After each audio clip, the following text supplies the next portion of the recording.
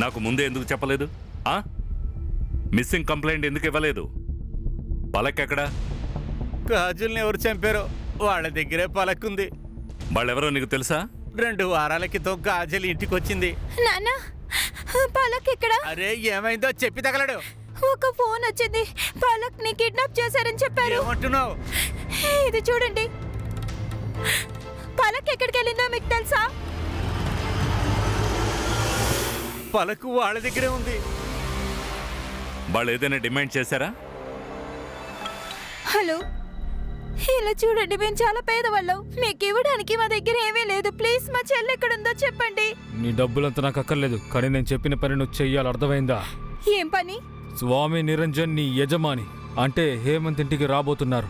నువ్వు వాడితో స్నేహంగా ఉండాలి, అది నువ్వు వీడియో తీయాలి, అర్థమైందా? ఏంటి? మేమిద్దరం కూడా తన వెతుకుతాం, చాలా ప్రయత్నించాం, కానీ తను దొరకలేదు సార్. అందువల్లే కాజల్ వాళ్ళు చెప్పినట్టంతా చేసింది. తన శీలం పోతుందని తెలిసి తన చెల్లెలి కోసం చేసింది సార్. స్వామితో తనకు శారీరక సంబంధం ఉందా? నాకు తెలియదు సార్. అంటే కాజల్ని బ్లాక్మెయిల్ చేశారన్నమాట. అంటే మాస్టర్ మైండ్ ఎవరో ఉన్నారు. వాళ్ళు చెప్పినందుకు ఆశ్రమంలో వీడియో చూపిస్తానికి వెళ్ళింది, కానీ తను తిరిగి వచ్చిన తర్వాత తన ఫోన్ ఆఫ్ అని వచ్చింది. పలక్ గురించి ఏమీ తెలియలే, అందువల్లే కాజల్ భయపడిపోయింది. నువ్వు చెప్పింది నిజమేనా? అబద్ధమైతే ఏమవుతుందో తెలుసా నీకు? అవును సార్, నేను చెప్పేదంతా నిజమే. సర్లే వెళ్ళు వెళ్ళు. సార్, మనం వేరే యాంగిల్లో చెక్ చేయాలి సార్. ఈ పలక్ని కిడ్నాప్ చేయడం, స్వామీజీ మ్యాటర్ ఇవన్నీ వేరు. ముందు ఈ పలకను వెతకాలి. కాజల్ మొబైల్ని డీకోడ్ చేయండి. తనకి ఏ నెంబర్స్ నుంచి కాల్స్ వచ్చాయో కనుక్కోండి. Okay sir. ఏ వికాస్, ఏంట్రా చాలా రోజులుగా కనిపించట్లేదు? మీ అమ్మ నీకు ఇంట్లో ఏబిసిడీలు నేర్పిస్తుందా? రాహుల్, ఏంట్రా మాట్లాడుతున్నావు? చిన్న పిల్లోడితో ఇలా మాట్లాడతారా? ఇలా చూడు, ఎక్కువగా బయట తిరగకు. బయట దయ్యాలు భూతాలు వశం చేసుకునే మంత్రవాది వచ్చాడు, నిన్ను పట్టుకుని వెళ్ళిపోతాడు. లేదు లేదు, వాళ్ళు నన్ను ఎత్తుకెళ్లరు. ఎందుకో? ఎందుకంటే నేను ఇప్పుడు చిన్నపిల్లాన్ని కాను, నాకు పెళ్ళైపోయిందిగా. మాకిక్కడ అమ్మాయే దొరకట్లేదు, వీడికి పెళ్ళైందని చెప్తున్నాడేంటి? నేను అబద్ధం చెప్పట్లేదు. సరే చెప్పు, నీ పెళ్ళం పేరేంటి? చెప్పు. పలక్. సరే నేను వెళ్తాను, బాయ్.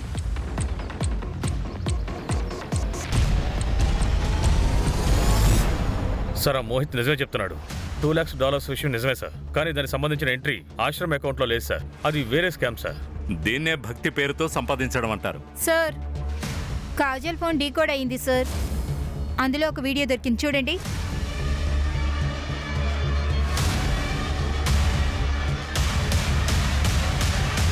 సార్, ఇది కాజల్ ట్రాప్ సార్.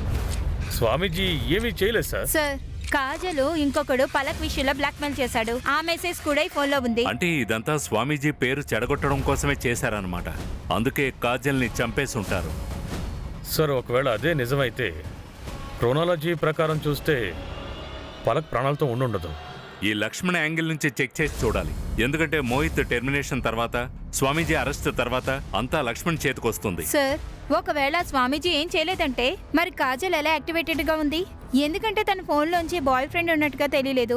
సార్, ఆ హేమంత్ కాజల్ వాళ్ళింట్లోనే పనిచేస్తూ ఉండేది. ఆ కాజల్ గురించి మాట్లాడుతున్నప్పుడు తను తడబడుతూ మాట్లాడాడు. చూస్తుంటే వాళ్ళిద్దరి మధ్య ఏదో ఉన్నట్టు అనిపిస్తోంది. లేదంటే ఒకవేళ అతనే మాస్టర్ మైండ్ అయి ఉంటాడు. అయితే సార్, సుభాష్ కూడా రేడార్ లో ఉన్నాడు. తనకు కాజల్ అంటే అసలు ఇష్టం లేదు, ఎందుకో తెలియదు. దీని గురించి కనుక్కో. ఈ ఫ్యామిలీ గురించి నాకు అన్ని విషయాలు తెలియాలి. గణేష్ బాబు సార్, పలక్ స్కూల్ నుంచి కనిపించకుండా పోయింది. స్కూల్ నుంచి తన ఇంటి వరకు ఉన్న అన్ని CCTV ఫుటేజెస్ ని చెక్ చేయండి.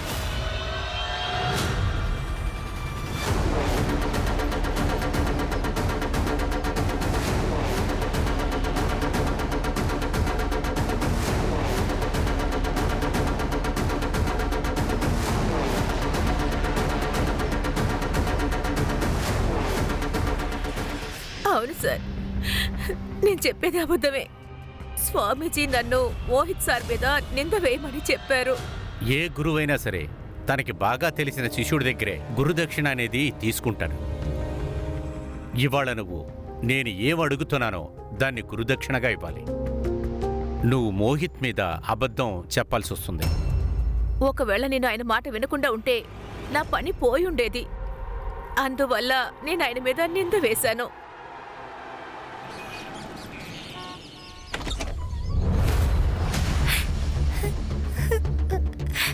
నాకు భార్య ఉందని చెప్పాను కదా. వీడు చెప్పింది నిజమేరా? సరే కానీ మీ ఇద్దరికి మొదటి రాత్రి జరిగిందా లేదా? అరే ఏంట్రా మాట్లాడుతున్నావు? ఖచ్చితంగా జరిగే ఉంటది, కానీ అలాగేది జరిగి ఉండదే కదా. అలా అంటే ఆ, అలా అంటే ఏంటి అర్థం? అరే అరే అదేంటంటే అది చూడు, ఇది అది ఒకసారి చూడు. ఇలాంటిది. ఛీ! ఇది మొదటి రాత్రి అసలు ఇలాగా ఉంటుంది. పెద్ద మనుషులందరూ ఇలాగే చేసేది. పెద్ద మనిషి అయ్యావని చెప్పావు కదా నువ్వు. ఆ? నేను పెద్దవాడిని అయ్యాను. ఆ. పల్లక్, వీళ్ళు ఇద్దరు నా నా మిత్రులు. ఇప్పుడు మనం అందరూ కలిసి మొదటి రాత్రి చేసుకుందాం.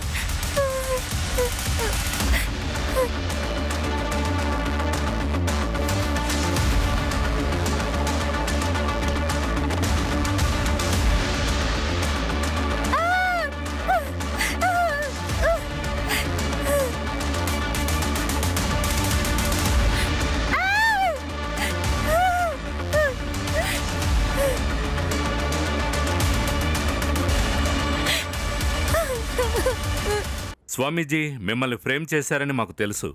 ఇది ఎవరు చేసుంటారని మీరు అనుకుంటున్నారు? మోహిత్. తనకి ఆశ్రమం గురించి అన్ని విషయాలు తెలుసు. ఆశ్రమం గురించి అతనేమీ పట్టించుకోడు. మీరేం చేశారో అతను అదే చేశాడు. అబద్ధపు నింద. మేము ఏది అబద్ధం చెప్పట్లేదు సార్. ఆ మమతానే నా దగ్గరికి వచ్చింది. మీరు 10 లక్షలు ఎవరికైతే ఇచ్చారో వాళ్లే స్వయంగా సాక్ష్యం చెప్పారు, తప్పుడు సాక్ష్యం ఇవ్వడానికి. అటువంటిదేదీ లేదు. ఇదంతా కూడా ఆ మోహిత్ నా పేరు చెడగొట్టాలని చేస్తున్నాడు. దీనికి కారణం లక్ష్మణ్ కూడా అయి ఉండొచ్చుగా. ఎందుకంటే మీరు అరెస్ట్ అయిన తర్వాత అన్ని అకౌంట్స్ ఆశ్రమం ఇతని చేతికే వస్తాయి. మీరు పొరపాటు పడుతున్నారు సార్. నేను నిజాయితీ పరుణ్ణి. అలాగా? అయితే ఆ $2 లక్షల ఎందుకు ఎంట్రీ చేయలేదు? లీగల్ ఫార్మాలిటీస్ కారణంగా మేము ఆ డొనేషన్ రిటర్న్ చేయాల్సి వచ్చింది. లీగల్ ఫార్మాలిటీస్ అన్ని కంప్లీట్ అయిపోతే తిరిగి తీసుకుంటాం. ఆ ఏకనాథ్ మంచి నాన్నే కాదు, ఎప్పుడూ తాగొస్తాడు, పిల్లలిద్దరిని కొడుతూనే ఉంటాడు. పలక్ని చూసుకోవడానికే కాజల్ ఆ ఇంట్లో పనికి చేరింది. మరి సుభాష్ విషయం ఏంటి? అతనెందుకు కాజల్ని తిడుతూ ఉంటాడు? వాళ్ళ ఇంట్లో గొడవలకి రావడానికి కారణమే కాజలే. సోనంకి పెద్ద కుటుంబం నుంచి సంబంధం మాట్లాడారు, అప్పుడు పెద్ద పార్టీ పెట్టారు. కానీ కాజల్ విషయం తెలిసి ఈ సంబంధమే వద్దన్నారు. ఖాన్ ఈ మమతకి $2 లక్షలు ఇచ్చారు. అంత డబ్బు ఎవరిచ్చారో తెలుసుకోండి. ఈ $2 లక్షలు లేదా $2 లక్షల నా మైండ్ నుంచి పోవడం లేదు. సార్, కాజల్ పిఎం రిపోర్ట్ బట్టి కాజల్ని చంపే ముందు ఎవరో తనతో సెక్స్ చేశారు. Reason of death excess blood loss. రాయితో తన తల పగలగొట్టారు. టైమ్ ఆఫ్ డెత్ రాత్రి 10 నుంచి 12 లోపల సార్, నేను జరిగింది. హేమంత్ సిడిఆర్ చెక్ చేశాను. అందులో తన మొబైల్ లొకేషన్ రాత్రి 11 నుంచి 1 గంట వరకు విరాజనగర్లోనే ఉన్నాడు. అక్కడే కాజల్ మర్డర్ జరిగింది సార్. సార్, అది ఖచ్చితంగా హేమంతే. ఆ హేమంత్కి కాజల్కి అఫైర్ జరుగుతోంది. వాళ్ళిద్దరూ కలిసే స్వామీజీని ఇరికించాలనుకున్నారు. పైగా హేమంత్ చాలా వరకు అప్పుల్లో కూరుకుపోయాడు సార్. కాజల్ కేవలం టూల్ మాత్రమే. అసలైన ప్లానర్ ఆ హేమంతే సార్. ఖాన్ ఈ థియరీ కరెక్ట్ అనిపిస్తోంది. ఎందుకంటే ఆశ్రమం నుంచి ఎవరో ఒక మనిషి ఇన్ఫర్మేషన్ ఇచ్చాడు. ఇన్ఫర్మేషన్ లేకుండా ఖచ్చితంగా అది జరగదు. ఈ మోహిత్ ఇంకా లక్ష్మణ్ వీళ్ళిద్దరిలో ఎవరో ఒకరికి హేమంత్తో సంబంధం ఉంది. ఏ నంబర్ నుంచి అయితే కాజల్కి ఫోటో వచ్చిందో ఆ నంబర్ని ట్రాక్ చేయండి. Yes sir, fake ID. హేమంత్ని పిలవండి. సార్,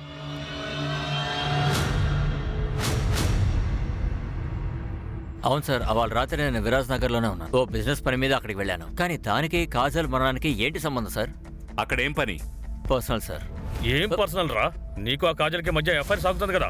ఆ రోజు ఇద్దరు కలుసుకున్నారు, ఎంజాయ్ చేశారు, తర్వాత చంపేశావు కదా. లేదు సార్, అలాంటిదేం లేదు సార్. సార్, అలాంటిదేం జరగలేదు సార్. సార్, యాక్చువల్లీ కొద్ది రోజులుగా నాకు డబ్బులు ఇబ్బంది ఉంది సార్. అందుకని పేకాట ఆడి డబ్బులు సంపాదిద్దాం అనుకున్నాను. ఎందుకంటే నిజాయితీగా సంపాదిస్తే డబ్బులు రావట్లేదు సార్. అందుకనే నేను పేకాట చోటుకి వెళ్ళాను సార్. తనకు DNA టెస్ట్ చేయండి. DNA టెస్ట్ ఎందుకు సార్? మాకు చాలా ఇష్టం. DNA టెస్ట్ చేసి మేము DNAతో ఆడుకుంటాం. పోరా. పదా. పదరా, పద. చేయలేదు సార్.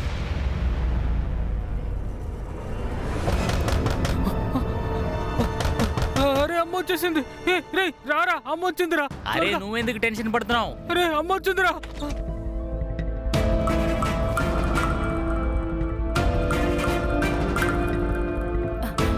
ఏయ్, లేవే, పైకి లేవే. మీరు మీరు తనని ఏం చేశారు? తన పరిస్థితిని చూసారా? ఇప్పుడు నీ పరిస్థితి చూడు. ఇలా చూడు, ఒకవేళ నువ్వు ఏదైనా బయట చెప్పావంటే తిన్నగా నువ్వే జైలుకి వెళ్తావు. అర్థమైందా? నువ్వు వీడిని కిడ్నాప్ చేసుకుని తీసుకొచ్చావు కదా, అందరి దగ్గరే చెప్పేస్తాను.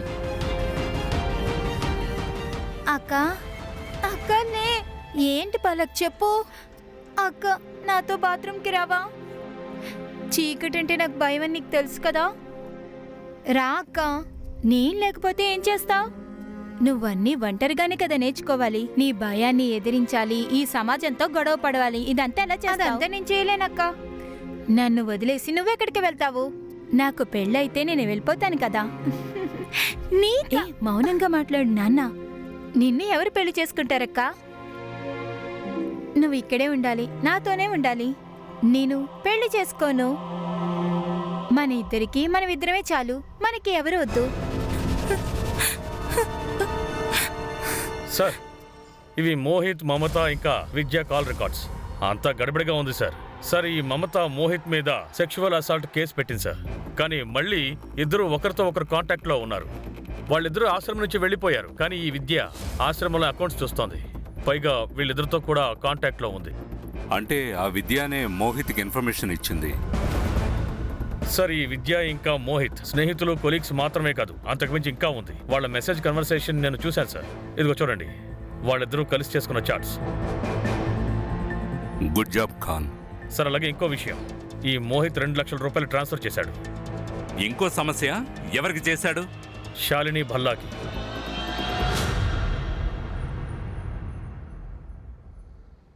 మమత మేడం, ఈ శాలిని వల్ల ఎవరు? నాకెలా తెలుసు? మీ చిన్నాన్న కూతురు. ఈ మోహిత్ స్వామీజీకి ఎదురుగా మాట్లాడమని 2 లక్షలు ఇచ్చాడు కదా. ఇదంతా అబద్ధం.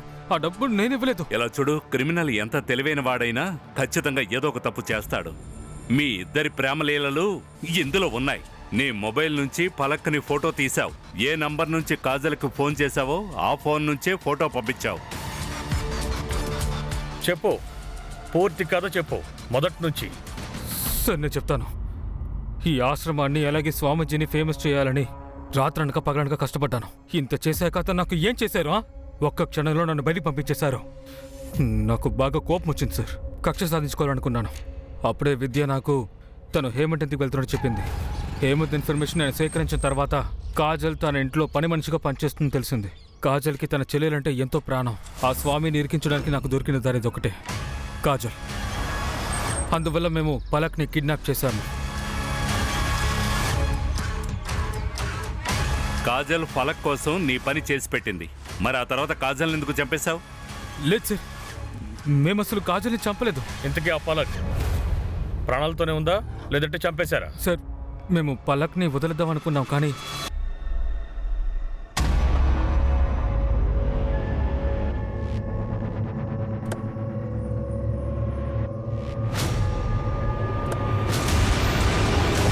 తను పారిపోయింది సార్. ఎక్కడికి వెళ్ళిందో కూడా తెలీదు. తాను పరిగెత్తుకెళ్లిన లొకేషన్ నీకు తెలుసా? సార్,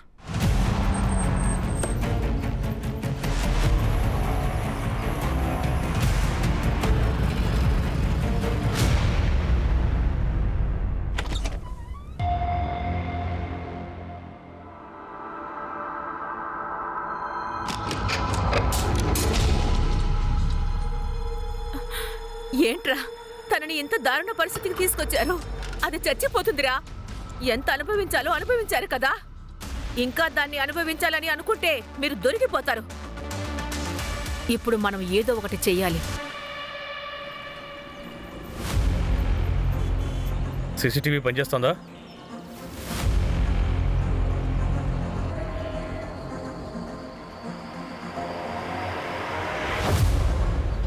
ఈ లేడీ ఎవరు? పలక్ తనతో ఎందుకు వెళ్ళింది? సార్, పలక్ ఇల్లు ఇంటి నుంచి దూరమే కదా, కానీ తను ఇంటికి వెళ్ళలేదు, తినతోనే వెళ్ళింది. బహుశా తను మోహిత్ నుంచి తప్పించుకోవడానికి అలా చేసుంటుంది. సార్, ఈ ఎర్ర చీర కట్టుకున్న ఆవిడ ఇక్కడ కొద్ది దూరంలో ఒక బాబా కూర్చుంటాడు. తను బ్లాక్ మ్యాజిక్ చేస్తూ ఉంటాడు. అతన్ని కలవడానికి ఆడవాళ్ళు చాలా దూరం నుంచి వస్తూ ఉంటారు. వచ్చే వాళ్ళందరూ కూడా ఎరుపు చీర కట్టుకునే వస్తారు. ఈవిడ కూడా అక్కడి నుంచే వచ్చింది అనుకుంటున్నాను. సార్, నేను ఇది చేయలేదు. కూర్చోరా. నేను ఇది చేయలేదు సార్. సార్, నేను పూజ మాత్రమే చేస్తాను సార్. ఏయ్, నాకు కథలు చెప్పకో. ఇదిగో ఇది చూడు ఈమె నీ దగ్గరకు వచ్చిందా? వచ్చిందా? ఈవిడ నాసిక్ నుంచి వచ్చింది. ఈవిడ తన కొడుకు పరిస్థితి బాలేదు కాబట్టి వశీకరణం చేయడానికి వచ్చింది. కొడుక్కి దొరకాల్సింది దొరకలేదు. అతన్ని ఏదైనా అమ్మాయితో సెక్స్ పెట్టుకోమని చెప్తున్నాను. ఒకవేళ అలా కాకపోతే టీనేజ్ అమ్మాయితో సంబంధం పెట్టుకో. మనిషి కాకపోయినా స్టాచ్యూతో చేయమని చెప్పు. ఇప్పుడు నీ కొడుకు ఒక్క రాత్రి ఉన్నాడంటే మరుసటి రోజు అతని ఉదయం అంతా కొత్తగా మారుతుంది. నీలాంటి నకిలీ వాళ్ళ వల్లే మన దేశం ఇలా తగలబడింది. లాక్కుపండి వీడిని. వీడి దగ్గర ఆవిడ అడ్రస్ తీసుకోండి. వెళ్ళు. పదరా. వెళ్ళరా.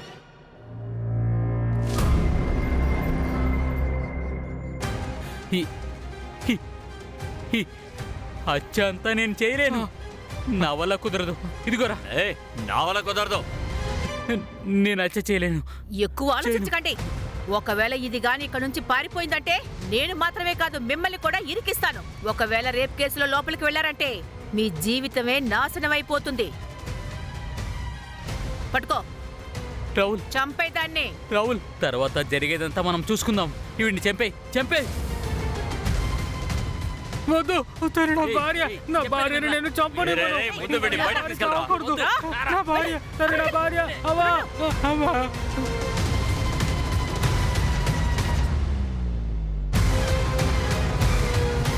ఏయ్! ఏయ్, ఆగు! ఏయ్, ఆగు! ఆపండ్రా. అందరూ చేతులు పైకి జాగ్రత్త, ఎత్తండి. జాగ్రత్త. ఇక నువ్వు నీ కొడుకు కోసం ఒక అమ్మాయి జీవితాన్ని నాశనం చేశావు. నువ్వు ఒక తల్లివేనా? అరే, ఆడజాతికి నువ్వు కళంకం, కళంకం. గణేష్ బాబు వీళ్ళందరినీ తీసుకువెళ్ళు. ఏయ్, పద, పద, పదరా, వెళ్ళు, పద.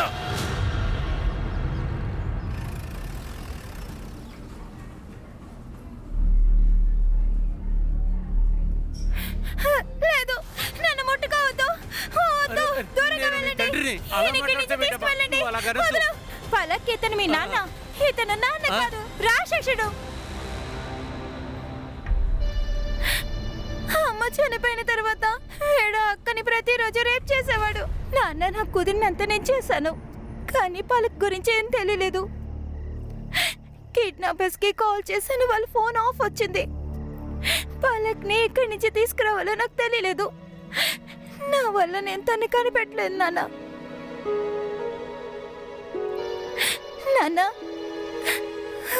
నాన్న.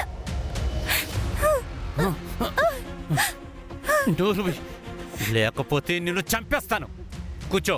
నాన్న ప్లీజ్ కూర్చో. నాన్న, ఇలా చెయ్యొద్దు నాన్న ప్లీజ్. కూర్చోవే.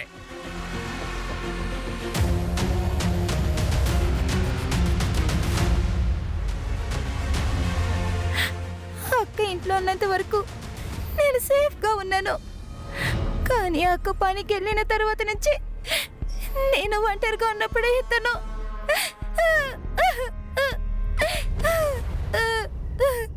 నాన్న ఇలా చేయొద్దు నాన్న ప్లీజ్. నాన్న వద్దు, నాన్న వదిలే.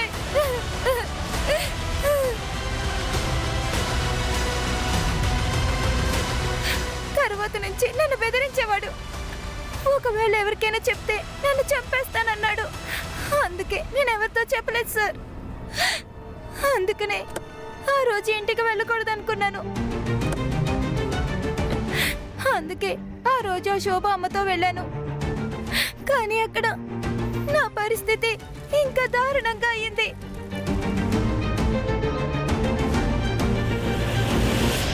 ఈ విషయాన్ని నువ్వు ఓపెన్ గా చెప్పి చాలా పెద్ద హెల్ప్ చేశావు. నేను నీకు ప్రామిస్ చేస్తున్నాను, ఎవరు నీకు ఈ పరిస్థితి కల్పించారో వాళ్ళని నేను ఊరికే వదలను.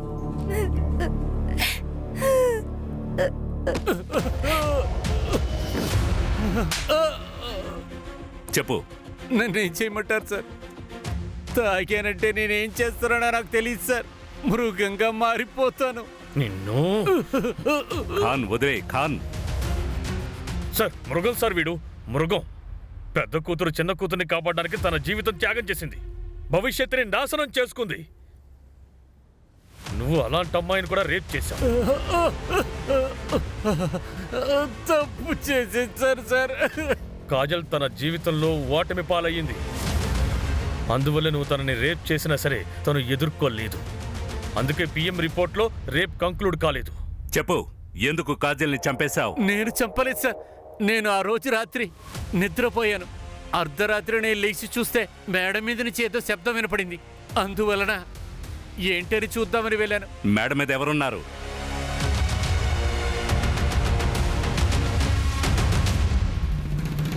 కాజలే నన్ను పిలిచింది.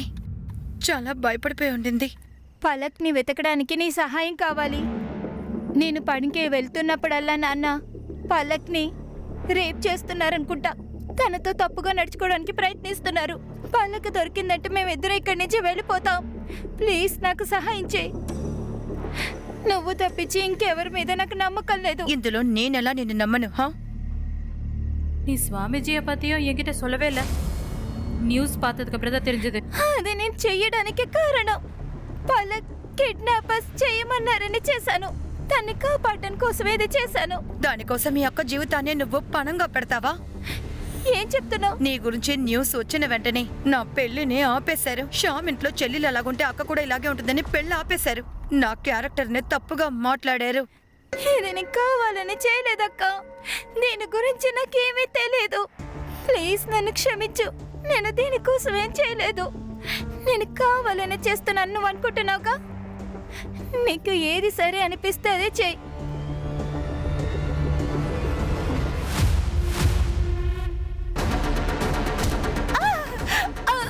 సారీ చెప్పడం వల్ల ఏవి అవ్వదు కాజల్.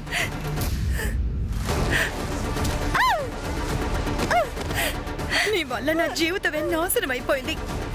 నీ వల్ల శ్యామ్ నన్ను పెళ్లి చేసుకోనని చెప్పాడు. ఇప్పుడు నా దగ్గరకు వచ్చి సారీ చెప్తున్నావా? సారీ చెప్తున్నావా?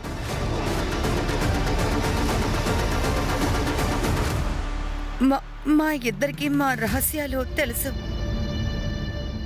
ఇద్దరు నోరు మూసుకోవడమే కరెక్ట్ అని. అందుకే మేమిద్దరం కలిసి కాజల్ బాడీని తీసుకొచ్చి అక్కడ వేసేసాం. ఈ రాక్షసుడు ఇలా చేయడంలో ఆశ్చర్యం లేదు. కానీ నువ్వు తనకి అక్కవు కదా. తన బాధ నీకు తెలియాలి కదా. నీ దగ్గర సహాయం కోసం వస్తే తన్ని చెప్పేశా. తనని తీసుకువెళ్ళండి. మిగతా కన్నీళ్లు జైల్లో పెట్టుకోపో. మనం పేరుకు మాత్రమే అప్గ్రేడ్ అవుతున్నాం, కానీ ఇంకా మనం మృగాల్లాగే ఉన్నాం సార్. ఖాన్ మనిషి అప్పుడప్పుడు భవిష్యత్తు గురించి ఆలోచించాలి. ఈ కాజల్ వాళ్ళ నాన్న తనతో తప్పుగా ప్రవర్తించినప్పుడు తిన్నగా మన దగ్గరకొచ్చి కంప్లైంట్ ఇచ్చి ఉంటే తనకి ఈ విధంగా జరుగుండేది కాదు. అన్యాయం చేసిన వాళ్ళకంటే అన్యాయాన్ని సహించిన వాళ్లే పెద్ద నేరస్తులు. సరిగ్గా చెప్పారు సార్. పలక్ పోలీసుల దగ్గరికి రావాల్సింది సార్. తను కూడా తప్పుడు దారి ఎంచుకుంది. హర్ష సరైన మార్గాన్ని ఎంచుకోవడం కష్టం. శోభ తప్పుడు మార్గాన్ని ఎంచుకుంది. ఆ దారిలోనే ఫలక్ వెళ్ళింది. రాబోయే ప్రమాదం గురించి ఆలోచించి కాస్త జాగ్రత్తగా ఉన్నా ఇలాంటి పొరపాట్లు ఎప్పటికీ జరగవు. నిజం సార్.